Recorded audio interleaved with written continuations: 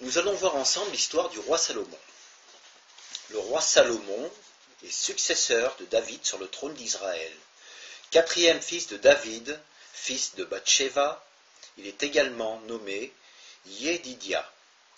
Salomon régna pendant 40 années. Sacré roi d'Israël, du vivant de son père, il est préféré à son frère aîné Adonias, qui lui aussi prétendait au trône.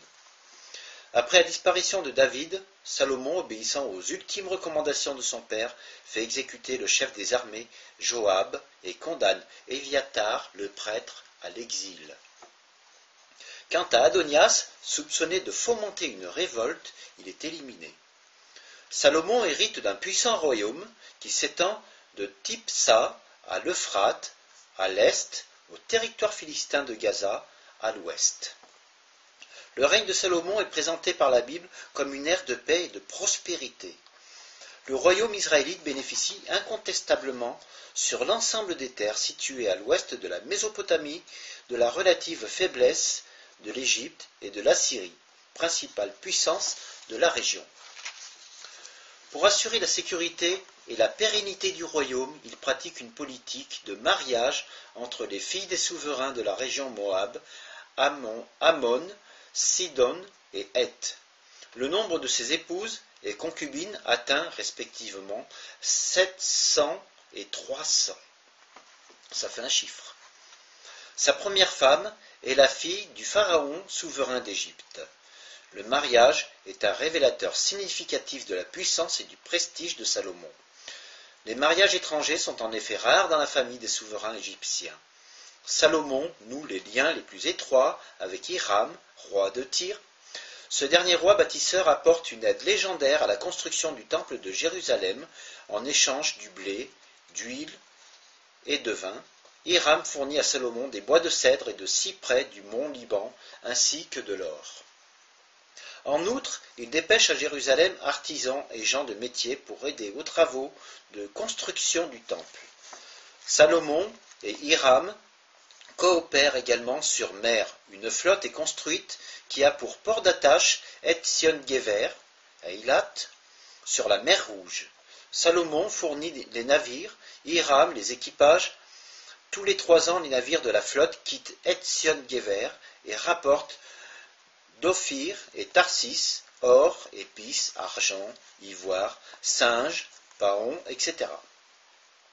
La visite de la reine de Saba s'inscrit dans cette politique de contrôle du commerce international, tel le commerce des épices et du bois de santal.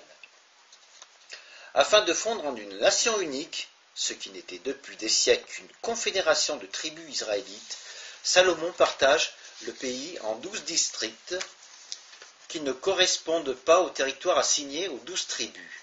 À la tête de ces districts sont nommés 12 gouverneurs permanents au pouvoir très étendu en matière financière et économique. Ils seront pour la plupart membres de la famille royale. Chaque district se voit assigner la charge de subvenir 1 mois par an aux besoins de la fastueuse cour de Jérusalem. Une campagne de grands travaux est lancée dans tout le pays par Salomon, qui veut en particulier réaliser le rêve de David son père d'aménager une résidence royale et de construire un temple à Jérusalem. Salomon fut en effet un monarque bâtisseur. La construction du temple proprement dit commença la 4e année de son règne et dura 7 ans, ainsi que le palais du trône, où était dressé le trône royal sur lequel Salomon s'installa pour rendre la justice. La construction de l'ensemble nécessita 20 années de travaux. Jérusalem fut dotée d'une enceinte fortifiée et s'étendit vers le nord. En dehors de la capitale, Salomon construisit des places fortes de Liatsor, Megiddo et Gézer aux points stratégiques du pays.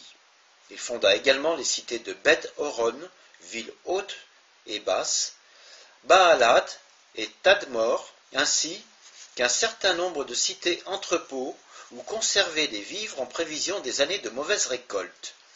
Enfin, la création d'une puissante cavalerie l'amène à bâtir de vastes haras et écuries dans les places fortes. La politique de construction à outrance aux charges de laquelle s'ajoutaient les dépenses somptuaires de la cour, se traduisit par une augmentation excessive des impôts, afin que l'introduction de la corvée sur une large échelle, à la fin du règne de Salomon, la révolte gronde. Les maîtres de corvée dans les tribus d'Éphraïm et de Manassé, Jéroboam se fait le porte-parole des doléances du peuple qu'il tente de soulever contre le roi. La révolte fait long feu et Jéroboam doit fuir en Égypte. Après la mort de Salomon, Jéroboam parvient en Israël, soulève avec succès cette fois le peuple contre le fils et successeur légitime de Salomon, Roboam. Les maladresses de ce dernier, mal conseillé et inexpérimenté, lui aliènent les 10 tribus du Nord qui constituent le royaume du Nord, ou royaume d'Israël, et reconnaissent Jéroboam comme roi. La dynastie davidique conserve Jérusalem et règne sur le royaume du Sud, ou royaume de Juda. Le schisme est consommé. La sagesse légendaire du roi Salomon, telle qu'en témoigne la Bible, et la tradition orale s'expriment en maints domaines. En politique extérieure, Salomon sut construire et maintenir sa paix, un vaste empire, tandis que sa politique intérieure assurait au royaume une prospérité et une richesse unique dans l'histoire d'Israël. Au plan judiciaire, il se montra avisé. La reine de Saba, venue lui poser des questions qui se voulaient difficiles ou embarrassantes, est éblouie et séduite par l'intelligence que révèlent les réponses du monarque. La sagesse de Salomon surpassait, nous dit la Bible, celle de tout homme de son temps, sagesse qui émanait d'une promesse divine reçue en rêve à la veille de son couronnement. Il composait des proverbes et des hymnes, résolvait des énigmes, parlait la langue des animaux, des arbres, des oiseaux et des poissons. Sa sagesse relevait de l'ensemble de la sagesse universelle, tout en la surpassant. En sus de sa sagesse, l'autorité royale de Salomon provenait de son statut de roi consacré, supervisant le culte, offrant lui-même des sacrifices, bénissant le peuple comme un prêtre et prenant une part active à la dédicace du temple, la sanctification de la cour et la célébration de la fête de Sukkot. Le déplacement de l'arche de l'Alliance au temple marque également l'évolution d'un régime tribal en un système monarchique s'appuyant sur la sainteté. Les générations successives lui attribuent la paternité du cantique des cantiques, des proverbes et de l'ecclésiaste qui énumèrent les caractéristiques de la royauté. Salomon accéda au trône à l'âge de 12 ans. C'est jeune. Son nom hébraïque, Shlomo, rappelle que la paix prévalut durant son règne. Les 800 proverbes dont il serait l'auteur, équivalent à 3000 car chaque verset peut être interprété de 2 ou 3 manières différentes, Salomon est considéré comme le prototype du rationalisme qui est inévitablement conduit au péché par son approche logique.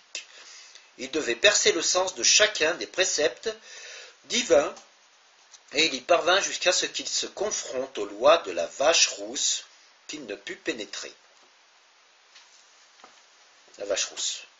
Il finit par transgresser les lois bibliques en possédant trop de chevaux, en amassant de l'or et de l'argent et en épousant de surcroît plus des 18 épouses autorisées à un monarque, tout en pensant que grâce à sa sagesse, il ne pourrait être affecté par ces transgressions, ce qui amena à déclarer « Comme tu as vécu, Salomon, et une centaine du même acabit disparaîtront avant qu'une seule lettre de la Torah ne soit effacée. » Et l'Écriture rapporte qu'effectivement, ses nombreuses épouses le détournèrent vers d'autres dieux. Les rabbins déclarèrent « Il eût mieux valu que Salomon nettoie les égouts que d'avoir un tel verset écrit sur lui. » L'acte le plus important de Salomon fut la construction du temple. L'édifice s'érigea miraculeusement, les énormes et lourdes pierres se mettant elles-mêmes en place. Salomon fit creuser les pierres par le chamir, une sorte de verre qui peut fendre la roche. Grâce à la persévérance de Salomon, la construction du temple ne prit que 7 ans, soit la moitié du temps que prit l'érection du palais, et bien que la magnificence du sanctuaire le surpassa. Sous cet aspect, il dépassa son père le roi David, qui se construisit d'abord sa maison, et ne pensa qu'ensuite au tabernacle divin.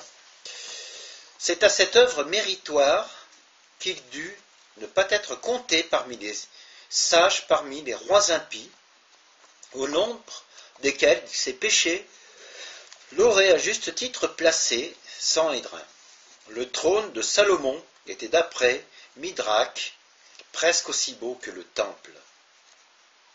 Personne n'aurait pu construire une telle œuvre d'art, ni avant ni après lui. Il était entouré de joyaux et d'or et d'animaux, et des animaux en gardaient les abords. Ces animaux accompagnaient Salomon de marche en marche lorsqu'il montait sur le trône. Mais le trône ne restait pas longtemps en possession des Israélites. Durant la vie de Roboam, le fils de Salomon, il fut pris en Égypte par Shikak, beau-père de Salomon, qui se l'appropria en guise d'indemnité pour le veuvage de sa fille. Le trône finit par être emporté à Babylone, puis en Grèce, et il échoua à Rome. C'est en raison de ses péchés que Salomon perdit progressivement son trône, sa santé et même sa sagesse. Au début, il régnait tant sur les êtres du monde supérieurs que sur ceux de ce monde-ci, puis seulement sur ceux de la terre. Plus tard, il ne régna plus que sur Israël, avant de ne posséder que son lit et son sceptre. Pour finir, il ne lui resta plus que le sceptre. Pendant 3 longues années, il erra comme un mendiant de ville en ville, de pays en pays pour expier ses fautes. C'est alors qu'il vagabondait au temps de sa vieillesse qu'il écrivit l'Ecclésiaste, disant partout où il se rendait « Moi, Kohélet, j'ai été roi sur Israël à Jérusalem. » C'est alors de sa jeunesse qu'il rédigea le Cantique des Cantiques et durant sa maturité le livre des Proverbes.